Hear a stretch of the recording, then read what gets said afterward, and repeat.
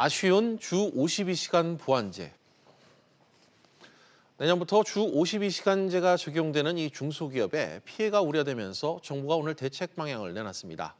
법을 못 지켜도 일정 기간 동안 이 처벌을 하지 않고 특별 연장 근로도 일부 허용하겠다는 게 핵심입니다. 노사, 국회에서 이 부정적 반응이 벌써부터 쏟아지고 있습니다. 권세욱 기자 나와 있습니다. 권 기자, 네. 오늘 정부가 내놓은 이 52시간 이 보완 대책 내용부터 좀 전해주시죠.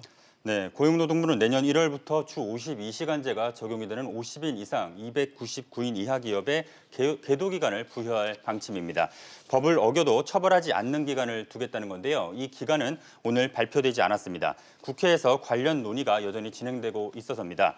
입법 불발 시 고용부는 9개월의 계도 기간이 주어졌던 대기업 사례를 감안해서 충분한 기간을 부여한다는 방침인데요.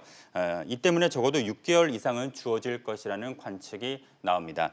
또 주 52시간제의 예외를 허용하는 특별 연장근로 인가 요건에 경영상 사유를 포함했는데요.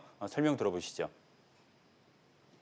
탄력근로제 개선 등 입법이 안 될 경우 주 52시간제 취지를 훼손하지 않는 범위에서 현장에서 가장 어려움을 겪고 있는 부분을 중심으로 정부가 할 수 있는 모든 조치를 추진하겠습니다.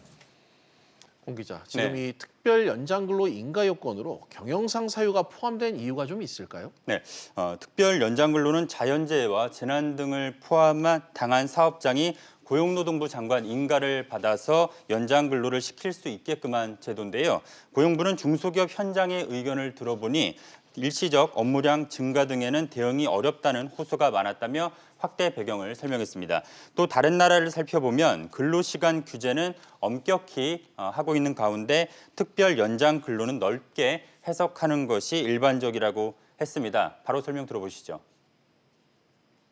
지금은 68시간이 아니라 52시간제로 단축이 되어 있는 상황이기 때문에 다른 나라의 그 사례에 맞춰서 이 특별한 사정인 경우에도 경영상 이유까지 좀 확대해서 해석을 저희가 할 계획입니다. 다만 네, 이 경영계와 노동계의 반응은 좀 오늘 어땠습니까? 네, 경영계는 일단 다행이라는 입장을 내놨습니다. 그간 경영상 사유도 특별 연장근로 인가 요건에 포함이 돼야 한다고 계속 주장을 해왔기 때문입니다.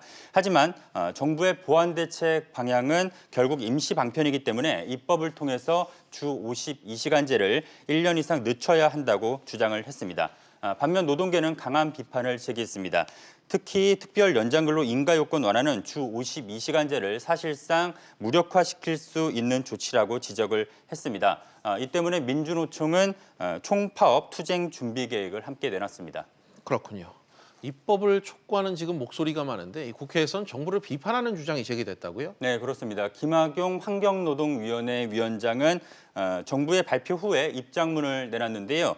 행정입법으로 국회를 무력화하는 정부의 특별 연장근로 예고를 철회해야 한다고 주장을 했습니다.